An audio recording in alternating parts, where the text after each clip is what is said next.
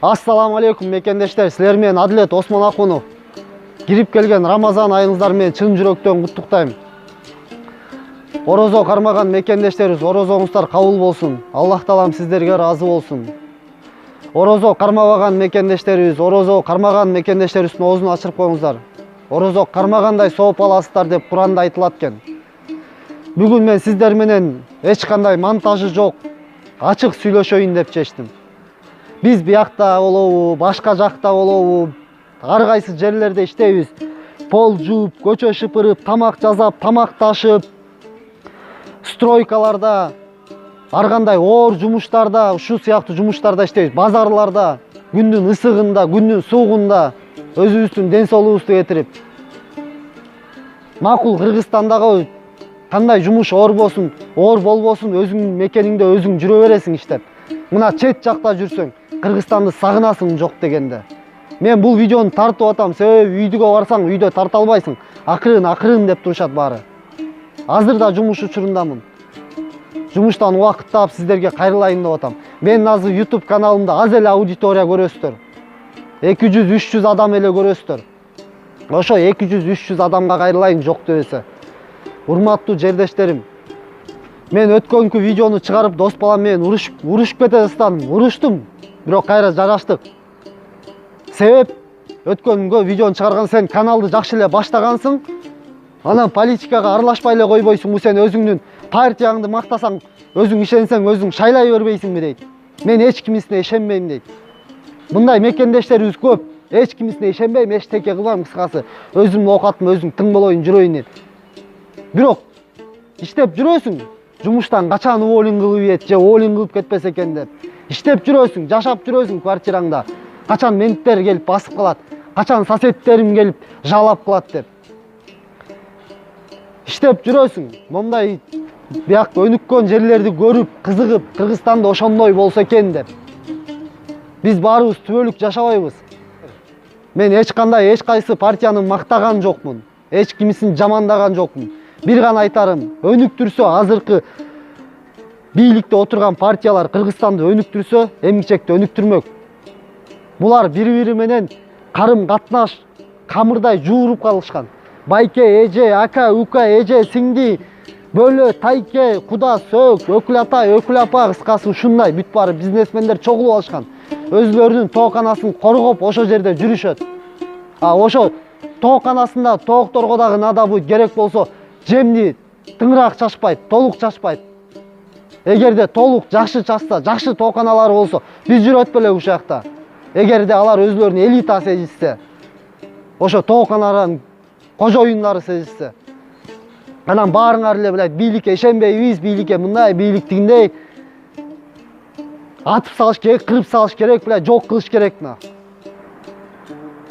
Мына ушундай жерлерде иштеп, ушинтип кыйналып жүрсөк, биздин чоңдордун балдары $40.000 саат тагынып, эң арзан деген номери $600 гостиницаларда жатышат экен. Бир түнгө $600. Биз $600 жарым жыл квартира төлөйбүз. Ошол калыстыкпы? Ошол адилеттүүлүкпү? Мына ыйык Рамазан айында сиздерге кайрылып атам. Урматтуу кыргыз элим, урматтуу мекендештер, урматтуу мигранттар. Кыргызстандын экономикасын биринчи очередь мигранттар көтөрүп атат азыр. Сиздерге кайрылып атам. 2020 ар кандай партиялар, ар кандай азыр бийлик бутактары, ар кандай телеканалдары менен ар кимиңиздерди бири-бирин бөлүп, бири-бириңиздерге калчап, кайраштырып, кыскасы бири-бирин жамандап, бири-бирин мактап, кыскасы шайлоого даярданып атышат. 2020дагы биз жаңылып калбайлы деп атам. Урматтуу кыргыз элим, мен силер сыяктуу эле мигрант, карапайым элдин катарында турган адаммын. Мен бул видеону чыгарып, YouTube'дан канал ачып, өзүнчө хайп кармап, жылдыз болуп кетейин деген эч кандай оюм жок. Мына ыйык Рамазан айында турабыз. Бир гана жүрөгүм менен күйгөн сөздөрдү айтып, сиздерге кайрылайын деп атам. 2020 жылы шайлоого барып, өзүңүздөр жүрөгүңүздөр менен ишенген, ак, адилеттүү адам таап, ошо адилеттүү адамдын партиясы кандай экенин түшүнүп, партияны таап, партия десе эле элдер бийликти элестетип калды. Партия бул бизге окшогон карапайым элден чыккан патриот жигиттерден түзүлгөн атайын уюм десек болот муну. Баарыбыз патриотпуз. Баарыбыз мекенибизди сүйөбүз. 2020-жылы жаңылбай шайлоого барып, ага чейин ошо интернет булактардан карап, билип, кызык бил десе эле мен ойлоп айткан жокмун эле саясатка кирип кет, анан өзүңдүн оокатың таштап сал деп. 1 жылдын ичинде 5 саат кызыгып койгулачы, 5 саат. Билесиздер, 5 саат жетет сиздерге. 5 саат Кыргызстандын келечеги үчүн таза ак адилет партияны таап, өзүңөр колдоп, мен айтпайм о партия деп, бирок өзүңөр таап аласыңар. Эгерде балдарыңардын Кыргызстандын келечегин ойлосоңор, чыныгы патриот болсоңор. Анан шайлоого барып, анан шайлагыла.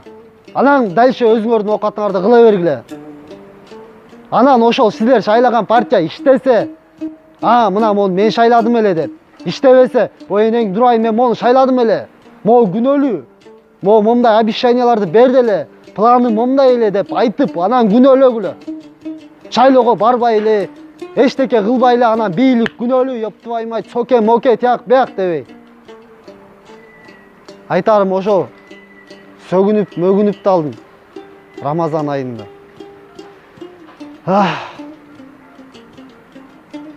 Сиздер менен Адилет Осмонакунов болду. Келерки видеого чейин көрүшкөнчө сак саламатта болуңуздар. Айла жок, күлөсүң, күлбөскө чараң жок. Бирок жиним келгенден айтып атам. Мен сиздерге эмес. Мен биздин жанагыдай тойбогон, ачкөз, арам, кыскасы андай адамдарды баарынан жок эле жакшы. Ошол адамдардын кылган иштерин ойлоп жиним келип атат. Карапайым эл, алардын акчасы көп болсо, биз көппүз. Биз бириксек, биз ынтымакка келсек, биз баарын жеңебиз.